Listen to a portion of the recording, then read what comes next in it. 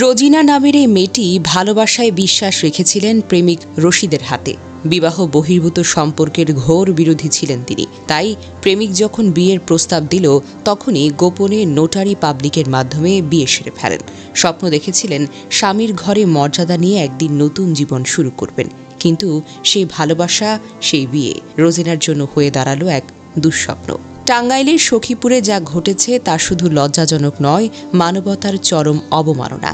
জানা যায়, সখীপুরের তরুণী রোজিনার সাথে পার্শ্ববর্তী বাজাইল গ্রামের আব্দুর রশিদের মধ্যে প্রেমের সম্পর্ক গড়ে ওঠে। মোবাইল ফোনের মাধ্যমে শুরু হওয়া এই সম্পর্ক ধীরে ধীরে গভীর হয় এবং শেষ পর্যন্ত তারা আদালতে নোটারি পাবলিকের মাধ্যমে বিয়ে করে। বিয়ের পর রশিদ তার একাধিক আত্মীয়র বাড়িতে রোজিনাকে নিয়ে রাত যাপন করেন।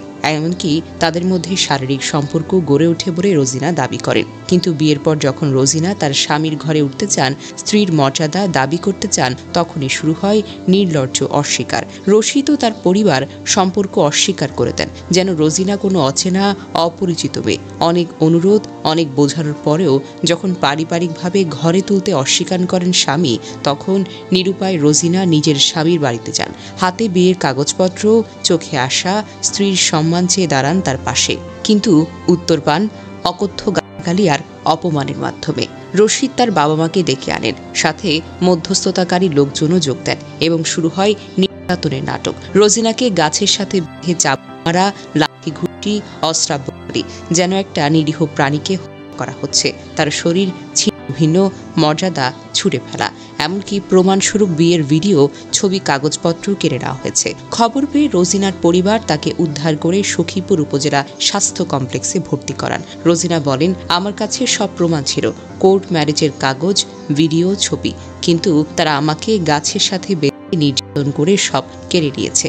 আমি বিশ্বাস করে বিয়ে করেছিলাম, আজ সে বিশ্বাস ভেঙে চুরমার হয়ে গেছে।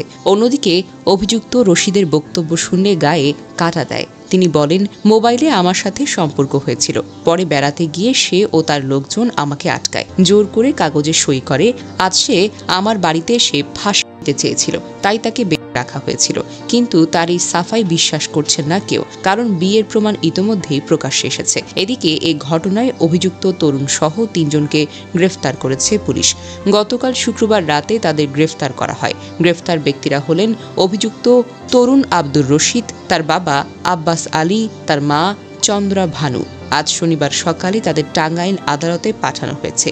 তবে ধিক্কার এই নির্লজ্জতা ও নারী বিদ্বেষী মানসিকতাকে, ধিক্কার এই পুরুষকে যে প্রেমের নামে এক তরুণীর হৃদয় চুরি করে, বিয়ের পর অস্বীকার করে আর দাবি উঠলেই নির্যাতন করে। ধিক্কার এই পরিবারকে যারা সন্তানের পাপকে আশ্রয় দিয়ে এক নারীর মর্যাদাকে ছিন্ন করে।